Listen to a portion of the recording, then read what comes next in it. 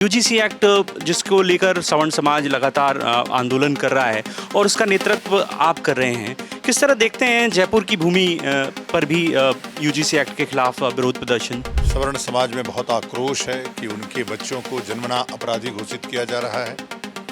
सवर्ण समाज में आक्रोश है कि लगातार उनके पैरों में बेड़ियां डाली जा रही हैं, गले में पट्टे डाले जा रहे हैं, कमर बांधी जा रही है, उनको दौड़ने से रोका जा रहा है। मैं देखता हूं कि देश के प्रधानमंत्री ये कहते हैं कि सबका साथ सबका विकास। आपने उन पर सवाल खड़ा किया क्योंकि यूजीसी एक्ट का इस तरह से उम्मीद नहीं थी कि बीजेपी इस तरह का एक्ट लाएगी। ये दुर्भाग्य की बात है कि भाजपा जो कहती है सबका साथ सबका विकास, बिल्कुल नहीं करती। इनका दिमाग कि अंग्रेजों का था, जैसे कि बांटो और राज करो, हिंदुओं को बांटो राज करो। ये कहते हैं बटोगे तो कटोगे, इन्होंने बांट दिया है, केवल अब कटना बाकी है। ग्वालियर जहां अंबेडकर की मूर्ति को लेकर विवाद हुआ, आपने स्पष्ट तौर पर कहा कि अंबेडकर संविधान के निर्माता नहीं हैं, बीएन राव ही असली संविधान निर्माता हैं। अगर ग्वालियर में मूर्ति लगेगी तो बीएन राव की लगेगी और नहीं तो किसी की नहीं लगेगी। मैं देखता हूं कि जब आप उनके समर्थन में ग्वालियर गए थे, लेकिन आपके साथ वो मंच पर नहीं आ रहे, क्या अलग रास्ता उन्होंने अपना लिया अनिल मिश्रा साहब ने जो एडवोकेट हैं? तो उनको लगता है कोई दूसरा हीरो ना बन जाए और इस चक्कर में वो जीरे हो गए। मैं देख रहा हूं कि वहाँ भीम आर्मी बड़ा मूवमेंट चला रही है, दामोदर यादव नेतृत्व कर रहे हैं, वो संतों के खिलाफ भी बोलते हैं, कभी आपके खिलाफ भी उन्होंने कहा होगा, या बागेश्वर धाम के बारे में भी कहा होगा। तमाम सारे संत हैं उनके लिए बोलते हैं, किस तरह देखते हैं आप? दामोदर यादव छुटभैया नेता है, वो हम लोगों का नाम लेकर के, संतों का नाम लेकर के बड़ा बनना चाहता है। मैं नहीं चाहता कि वो बड़ा बने। बाराबंकी में चंद्रशेखर जो सांसद हैं, उन्होंने कुछ ऐसे शब्द कहे, चमड़ा उतारना जानते हैं, जूता बनाना जानते हैं। आज तुम संविधान के उसमें आड़ में आकर के SC ST एक्ट के हथियार से हमारे ऊपर हमले कर रहे हो और उससे सरकार तुम्हारे साथ खड़ी है, इसलिए इतनी बातें तो बोल पा रहे हो। 5 राज्यों में चुनाव आयोग ने चुनावी ऐलान किया है, चुनाव की तारीख घोषित हो गई है, तो क्या आप वहाँ जाएंगे? यूजीसी एक्ट को लेकर तो आप पूरे देश में जा ही रहे हैं। वहाँ पे भाजपा जीतने की स्थिति में रहेगी, उन विधानसभाओं में जाएंगे और सवर्णों का जो वोट होगा वो डाइवर्ट करके दूसरे को दिलाने का प्रयास करेंगे ताकि बीजेपी हारे। अभी मुक्तेश्वरानंद जो शंकराचार्य हैं, उसे किस तरह से देखते हैं? उस घटनाक्रम को सनातन के खिलाफ वो बात कही गई थी कि सनातन के खिलाफ ये चल। अब भाजपा के लोग कम से कम 100 शंकराचार्य बना के घुमा रहे हैं ताकि यह जो धर्मपीठ है, वो सबसे प्रतिष्ठित पीठ है, वो कमजोर हो सके। मैं देखता हूँ कि लोग कहते हैं कि आप संत हैं, लेकिन बातें आपकी सारी राजनीति से प्रेरित होती हैं। आपको कौन सी बात लगी हमारी राजनीति की? एक बात बताइए। मध्य प्रदेश के मुख्यमंत्री डॉक्टर मोहन यादव, जो खुद को कृष्ण का वंशज कहते हैं और गौ भक्त भी कहते हैं, उनको लेकर आपने पिछले दिनों कुछ बात कही थी। उन्हें सनातन विरोधी बताया था और सवर्ण विरोधी भी बताया। तो खुद ही कहते हैं कि ब्राह्मणों को जहाँ देखो बोलो पाए लगी। और द प्रेस हिंदी में आपका स्वागत है। मैं हूं प्रहलाद। मेरे साथ आज बहुत ही खास मेहमान मौजूद हैं। उनका परिचय मैं आपसे करा दूं। स्वामी आनंद स्वरूप जी महाराज सांभवी पीठ के पीठाधीश्वर हैं और यूजीसी एक्ट के खिलाफ लगातार पूरे देश भर में मुहिम चला रहे हैं।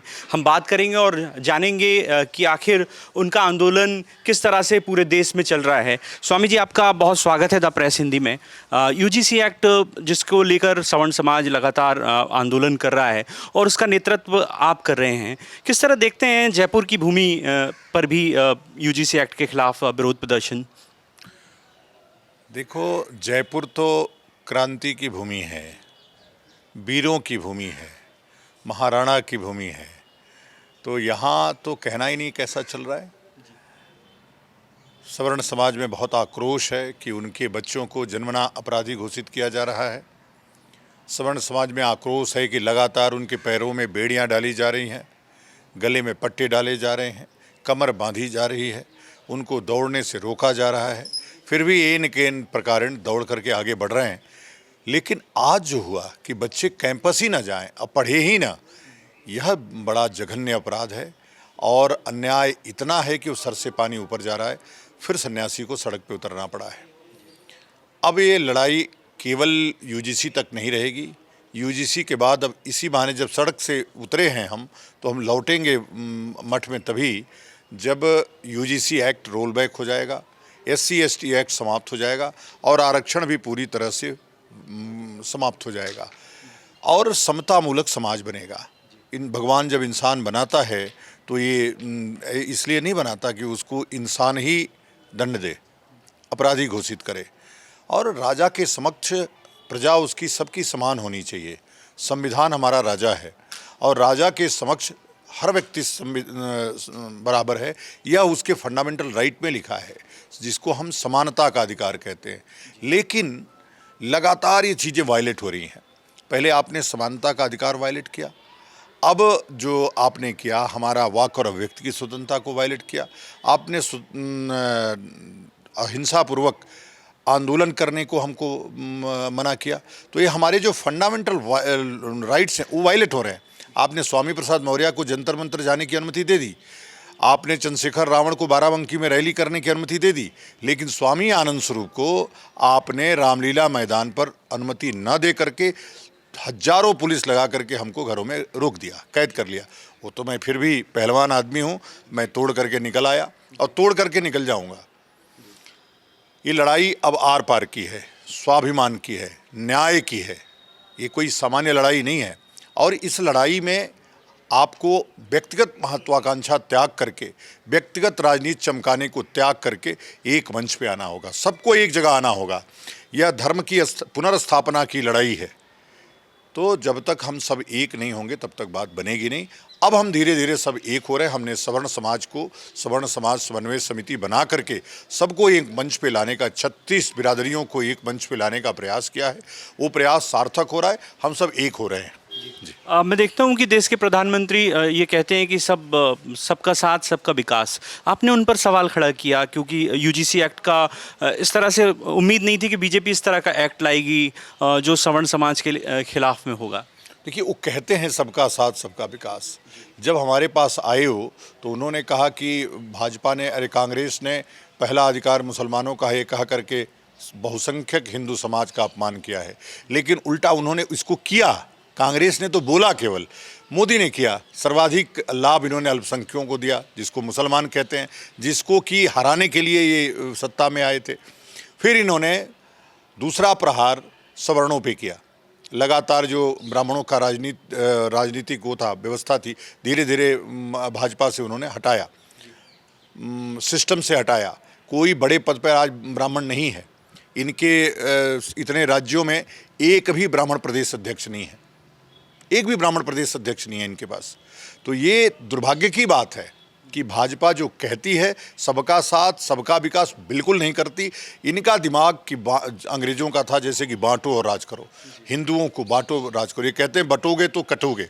इन्होंने बांट दिया है, केवल अब कटना बाकी है। हम उस कटने को रोकने आए हैं, हम उस बंटने को रोकने आए हैं।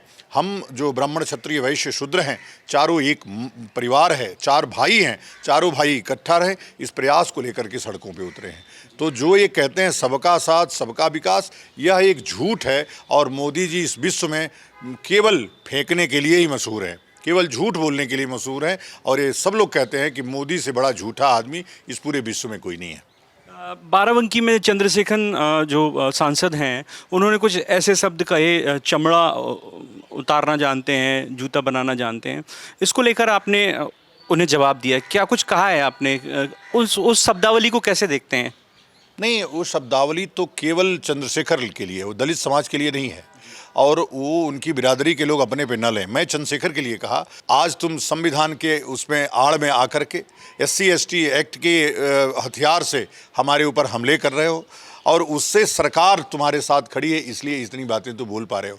जिस दिन तुम SC ST हटा लेना, जिस दिन अमित शाह का ये जो सुरक्षा चक्र है इसको हटा लेना, उसके बाद आना तो बताएंगे कि चमड़ा कौन किसका उतारता है। 1 सेकंड के लिए अगर घरों से निकल गए तो मैं नाम बदल दूंगा। कभी भी अंबेडकर की भी हिम्मत ब्राह्मणों के खिलाफ खड़े होने की नहीं थी। इनको पता होगा, यही राजस्थान के भरतपुर का राजा था जिसने इनको पटक पटक के अंबेडकर को सदन में मारा था। तो इन लोगों की हैसियत खड़े होने की नहीं है। यह नरेंद्र मोदी का वो है कि नरेंद्र मोदी के इशारे पर खड़े होकर के ब्राह्मणों को गाली दो। जो ब्राह्मणों को गाली दे रहे हैं, जितने लोग ब्राह्मणों को गाली दे रहे हैं, नरेंद्र मोदी उनको Y+ की सुरक्षा दे रहे हैं। मैं देखता हूँ एक सांसद हैं चंद्रशेखर जी, और ऐसी बात जब बोलते हैं तो किस तरह, जब संविधान की बात आती है और ऐसी शब्दावली जब आती है तो मन में क्या ख्याल आता है? देखो, ये तथाकथित संविधान के मानने वाले लोग हैं। ये संविधान अपनी सुविधा, रोज़ धमकियां देते हैं जान से मारने की, रोज़ मारने के लिए कहते हैं, रोज़ उकसाते हैं लोगों को, और ये कहते हैं हम संविधान को मानते हैं। अगर कोई दर्द है तुमको तो शासन के पास जाओ, सड़क पे आकर के आप लोगों को लठ लेकर के दिखा रहे हो। जिस दिन हमारे लोग लठ लेकर के तुम्हारे ऊपर पड़ गए, उस दिन तुम कहाँ जाओगे और कहाँ तक गए हो तुमको पता है? कि तुम्हारी संख्या भले ज़्यादा रही हो, जंगल में संख्या शेरों गीदड़ों की ज़्यादा होती है, एक ही शेर होता है, सब पे शासन करता है। मैं फिर कह रहा हूँ, वो समय ऐसा नहीं लाइए कि हमको फिर से वो पुराने दिन आपको दिखाना पड़े। और मुझे तो लग रहा है कि वो पुराने दिन दिखाने वाले समय आ रहे हैं, हमको निश्चित रूप से आगे दिखाना ही पड़ेगा। मेरा सवाल ये है कि आप मध्य प्रदेश में भी आते हैं और ग्वालियर जहां अंबेडकर की मूर्ति को लेकर विवाद हुआ, आपने स्पष्ट तौर पर कहा कि अंबेडकर संविधान के निर्माता नहीं हैं, BN राव ही असली संविधान निर्माता हैं। हाईकोर्ट की मूर्ति का विवाद चल रहा है, अभी भीम आर्मी ने प्रदर्शन किया था। किस तरह देखते हैं, लगातार मांग उठ रही है, एक तरफ आप लोग कहते हैं कि मूर्ति न लगे, दूसरी तरफ मूर्ति लगाए जाने की मांग उठती है। देखो, देश में दो चीज़ों के लिए BN राव बहुत मशहूर हैं। वो न्यायाधीश थे, और देश का जो फेडरल कोर्ट बनी पहली बार 1937 में, उसकी स्थापना सर BN राव ने किया। जब हम प्रिवी काउंसिल जाते थे हाई कोर्टों के निर्णय के बाद, तो पहली बार दिल्ली में फेडरल कोर्ट, जो बाद में सुप्रीम कोर्ट हुई, उसकी स्थापना किया BN राव ने। तो कोर्टों की स्थापना किया BN राव ने। और ये अम्बेडकर की मूर्ति लगवाने के बाद, अम्बेडकर को लॉ का लॉ भी नहीं आता था, विधि का भी नहीं आता था, और अंबेडकर की मूर्तियां लगवा करके हमको अपमानित कर रहे हो। अगर ग्वालियर में मूर्ति लगेगी तो BN राव की लगेगी, और नहीं तो किसी की नहीं लगेगी। और अब तो अंबेडकर की न धाम बनने देंगे, न कहीं मूर्तियां लगने देंगे। अगर मूर्तियां लगवाएंगे तो हमारे लोग उसको क्या करेंगे आपको पता है, डांट डांट डांट। आप अभी हाल के दिन में ग्वालियर गए थे, वहाँ के प्रशासन और पुलिस का रवैया कैसा है? आप सवाल खड़े करते रहे। नहीं, पुलिस तो हमको बहुत सुरक्षा में लेकर के गई और बड़ा उन्होंने स्वागत किया। इस बार SP का व्यवहार भी वहाँ के बहुत ही शानदार था। और मुझे देखिए, पुलिस हमारी भाई है, पुलिस हमारे ही बीच के लोग हैं, हमारे ही बंधु बांधव हैं। हमको तो शासन से हमारी लड़ाई है, हमारी किसी ऑफिसर से थोड़े लड़ाई है, हमारी किसी पुलिस वाले से थोड़े लड़ाई है। पुलिस ने हमको विधिवत परमिशन दिया उस कार्यक्रम के लिए, और विधिवत हमको स्कॉट करके ले गई। पूरे चौराहों पे सुरक्षा के व्यापक इंतजाम थे। तो SP का इसके लिए हमने धन्यवाद भी किया था, और SP का व्यवहार भी हमारे प्रति, उसका जो बात करने का तरीका और उसके बोलने का तरीका था, वो बहुत ही शानदार था। और मैं संत हूँ, हमको तो केवल प्रेम और श्रद्धा चाहिए, और लेकर के क्या करेंगे हमको। हम तो ये नहीं चाहेंगे कि Y+ की हमको सुरक्षा मिल जाए, Z+ की सुरक्षा मिल जाए, ये सब तो ज़रूरत नहीं है। हमारे सैनिक ही हमारी सुरक्षा के लिए पर्याप्त हैं, और वो हमारी सुरक्षा कर रहे हैं। मैं सुरक्षित हूँ, पुलिस वाले भी हमारे ही लोग हैं, इसलिए उनसे कोई नाराज़गी नहीं। और इस बार तो मैं बहुत प्रसन्न हूँ ग्वालियर प्रशासन से। मेरा एक सवाल है कि मध्य प्रदेश के मुख्यमंत्री डॉक्टर मोहन यादव, जो खुद को कृष्ण का वंशज कहते हैं और गौ भक्त भी कहते हैं, उनको लेकर आपने पिछले दिनों कुछ बात कही थी। उन्हें सनातन विरोधी बताया था और सवर्ण विरोधी भी बताया। हाँ, तो खुद ही कहते हैं कि ब्राह्मणों को जहाँ देखो बोलो पाए लगी और खींच के मार दो। तो वो हमको कहने की नहीं, खुद ही कहते हैं कि हम ब्राह्मण विरोधी हैं, सवर्ण विरोधी हैं, और जितने कानून वो लेके आ रहे हैं सब सवर्णों के विरोध में हैं। शिवराज चौहान भी बैकवर्ड थे, लेकिन उन्होंने कभी भी 73% आरक्षण की बात नहीं की। आज वो 73% आरक्षण लागू कर चुके हैं मध्य प्रदेश में, और लगातार उसको बढ़ाने में लगे हुए हैं। 80 वर्षों बाद हम आरक्षण पे बात कर रहे हैं, समानता की बात नहीं कर रहे हैं। इस देश का दुर्भाग्य नहीं तो और क्या है। आप 2047 में विकसित भारत का सपना देख रहे हैं, और आरक्षण दिन पर दिन बढ़ाते जा रहे हैं, तो ये कहाँ से विकसित भारत होगा। आप अगड़ा आदमी पिछड़ा बनता जा रहा है, पिछड़ा आदमी दलित बनता जा रहा है, दलित आदमी ST बनता जा रहा है। ये विकास है? शर्म आनी चाहिए, लज्जा आनी चाहिए। और बैकवर्ड जो आदमी ऑलरेडी फॉरवर्ड है, वो भी बैकवर्ड ले रहा है। तो इससे बड़ी चोरी और फ्रॉड कुछ नहीं हो सकता है कि आपके पास 10-10 घर है, आप 2-2 घर में IAS है, और फिर भी आप शेड्यूल कास्ट हैं, फिर भी आप बैकवर्ड हैं। किस प्रकार की शासन व्यवस्था है और किस प्रकार की कानून व्यवस्था है? ऐसे कानून को लात मार के बाहर करना चाहिए। और देखिए क्या है कि अभी जब हम समतामूलक समाज की बात कर रहे हैं, हम जब सत्ता में जिस दिन आए या नहीं आए, हमारे लोग सत्ता में आए, तो निश्चित रूप से भारत में समतामूलक समाज बना करके दिखाएंगे और जिस राम राज्य की कल्पना आप किताबों में पढ़ते हैं उसको चरितार्थ करके दिखाएंगे। एक व्यक्ति की मैं यहाँ चर्चा करूँगा, अनिल मिश्रा साहब, जिन्होंने अंबेडकर की मूर्ति खिलाफत करके पूरे सुर्खियों में आए वो। लेकिन मैं देखता हूँ कि जब आप उनके समर्थन में ग्वालियर गए थे, लेकिन आपके साथ वो मंच पर नहीं आ रहे। क्या अलग रास्ता उन्होंने अपना लिया अनिल मिश्रा साहब ने, जो एडवोकेट हैं? अब ये उनके संस्कार हैं, अब मैं क्या कर सकता हूँ। ये तो मैं तो अभी भी उनके साथ ही हूँ, मैं उनको अपने आप से अलग नहीं मानता हूँ, लेकिन वो हमको अपने आप से अलग मानते हैं। उनको लगता है कोई दूसरा हीरो ना बन जाए और इस चक्कर में वो जीरो हो गए। देखते देखते वो जीरो हो गए। जो व्यक्ति भी दूसरे को तोड़ने की कोशिश करेगा वो स्वयं टूटेगा। जोड़ने की कोशिश कीजिए, दूसरों को आगे बढ़ाने की सोचिए। मैं अनिल मिश्रा की सद्बुद्धि की भगवान से कामना करता हूं। वो जिस प्रकार से ऊंचाइयों पे उठे हैं वहां पे बने रहें। मेरी पूरी शुभकामना है कि वो जिस अपेक्षा को लेकर के सांसद विधायक बनने आए हैं, विधायक सांसद बने, हमारी शुभकामना होगी। और जिस प्रकार से उनको जेल से छुड़ाने के लिए मैंने प्रयास किया, उसी तरह से उनको जिताने का भी प्रयास करूँगा। लेकिन जिस प्रकार का उनका चरित्र है उसको ठीक करने का प्रयास करें, लोगों को जोड़ने का प्रयास करें। जिन कार्यकर्ताओं ने उनके लिए पसीने बहाए, खून बहाए और उनको छोड़ करके कभी किसी को भीम आर्मी का एजेंट बोल देते हैं, कभी किसी को कुछ बोल देते हैं, तो ये बातें हल्की हैं, ओछी है, इससे बचना चाहिए उनको। आपके खिलाफ भी एक वीडियो जारी किया उन्होंने, क्या मन में ख्याल आया जब बताया जा रहा है कि आपके खिलाफ भी कैंपेन चला रहे हैं? मुझे लगा कि ये मूर्खता है और मैं पहले जानता था कि विद्वान है वो, लेकिन अनिल मिश्र इस एपिसोड को दिखा करके अपनी मूर्खता को सिद्ध किया, तो मैं कहूँगा कि वो महामूर्ख हैं। मध्य प्रदेश में लगातार आप अलग अलग विषयों को लेकर जाते हैं।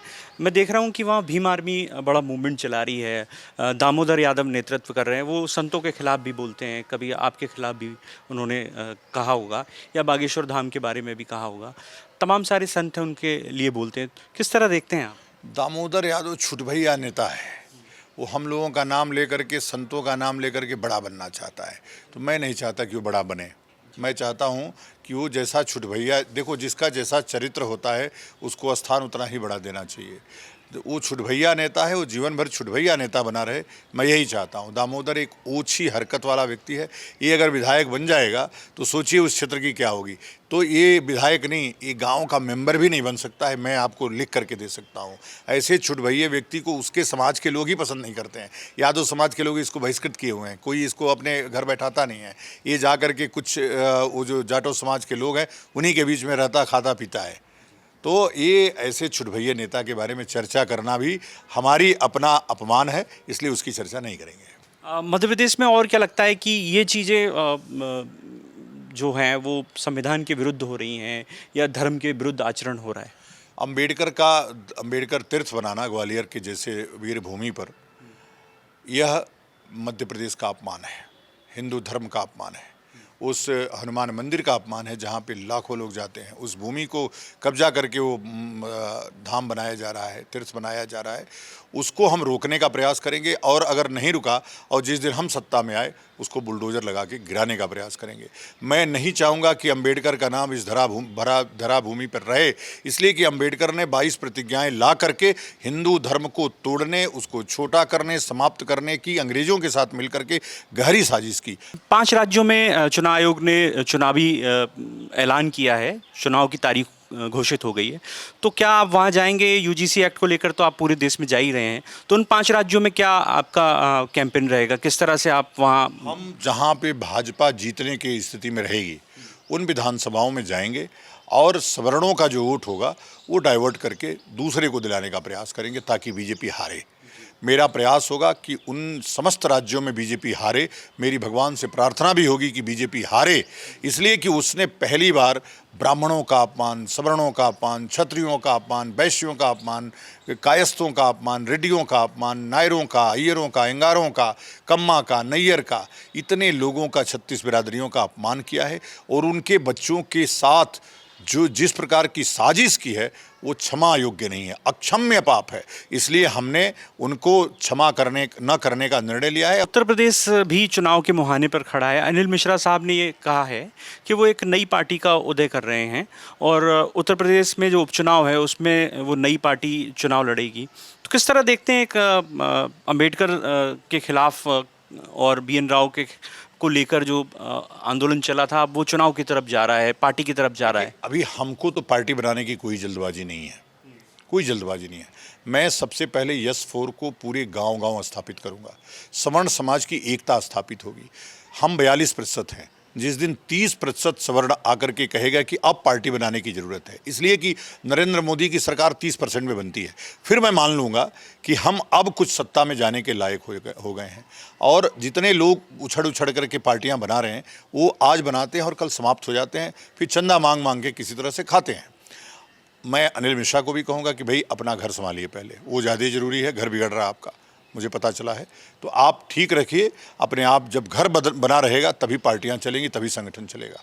जी। ये एक घटना हुई थी प्रयागराज में, अभिमुक्तेश्वरानंद जो शंकराचार्य हैं, उसे किस तरह से देखते हैं? उस घटनाक्रम को सनातन के खिलाफ वो बात कही गई थी कि सनातन के खिलाफ ये चर्चा।